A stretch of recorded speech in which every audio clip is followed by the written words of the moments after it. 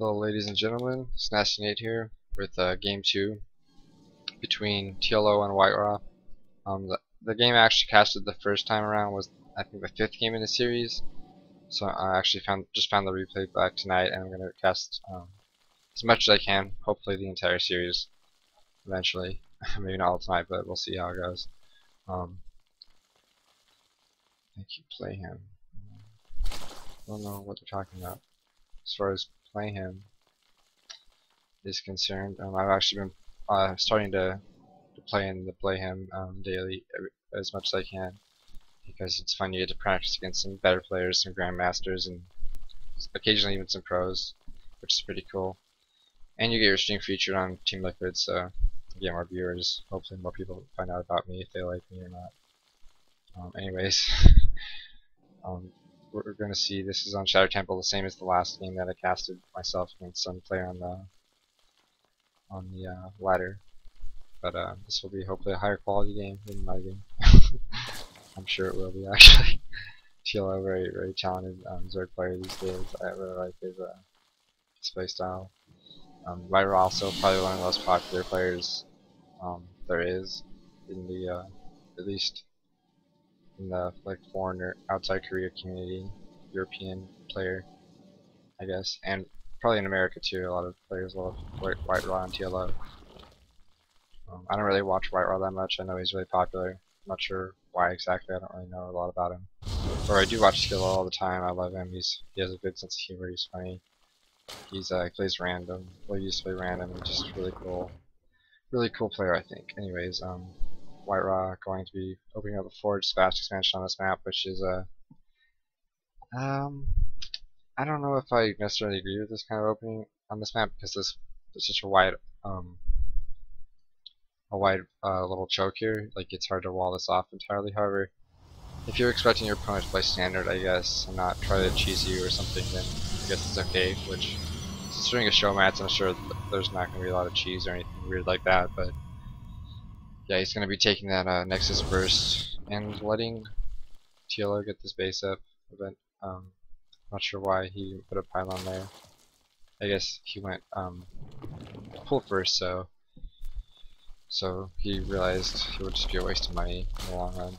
However, I think actually stopping that expansion from going up, even for a little while, is probably worth 100 minerals, or even if you put it up and then cancel it, blocking it for a little bit amount of time, losing like 25 minerals or whatever, is probably not a bad idea. So we see this cannon going up. This will block, like, I don't know how many Zerglings it will kill if they run by here. I think if you have like 6 or less Zerglings, they'll probably all die and they won't be worth running by. But if you have like 10 or more, then you can run by here. But no one's gonna have 10 Zerglings that early on. I mean, to be stupid to get that, and then hope that your opponent fast expanded, because you would be producing them without actually seeing what's up here. So if you just walled off on the top of the ramp, producing those 3 extra pairs of Zerglings would be like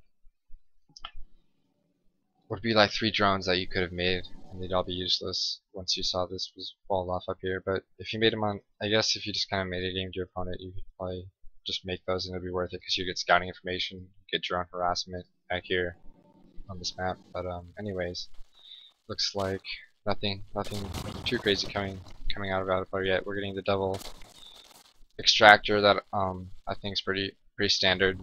If you don't get gas early to get speed, you just get double gas when you're at about let's see how many workers he's at. 20. Okay, that's pretty early, I think. But yeah, I guess it makes sense since you didn't have any gas. He's gonna have more pretty soon anyway, so he's about 22, 24 workers. Just he popped both those gas geysers down, and he's gonna be saturating them, I think. There we go. Okay, it's kind of weird. I don't know what that was, like, not a very good saturation technique, just throwing them all on one and then grabbing 3 off and putting them here. But anyways, he's gonna be busting on the rocks to gold, which is gonna be good. It's always nice to get gold expansion, whatever race you are. Gold minerals are better than normal minerals because you get more out of them. They do mine out faster, especially for Terran, I think.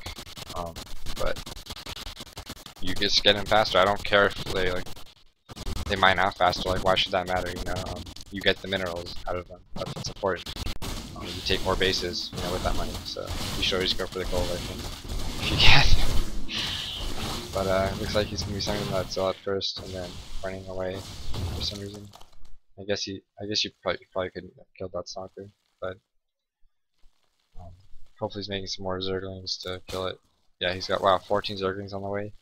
So he's going to be doing not just killing the stalker, but shutting down any kind of pylons around the map, which is good. You always want to get some zerglings out to scout for pylons, to break down the rocks, especially on this map. It's actually have to break down rocks either way you go, unless you want to be like greedy or whatever and take a risky expansion over here where the Protoss could have a much easier time harassing you. So I think it's better to bust down these rocks, make a few zerglings, be safe, you know, don't do anything stupid. A lot of Zerg players make that mistake of just getting too crazy with their macro because people say that it's all about drones with Zerg, and that's true, but I think you're supposed to take that with a grain of salt and not just make bases and drones constant, because you're gonna lose if you just do that the entire game.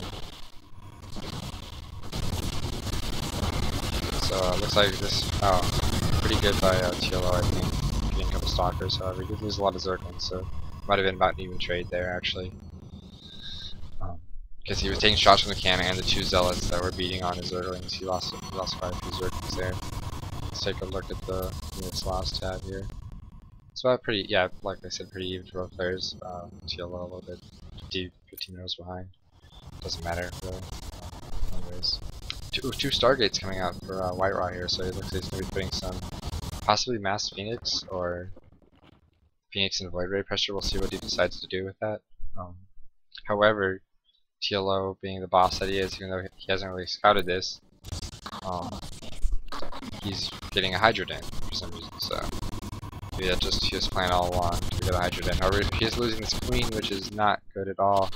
You always need those queens alive for Alarm Injects.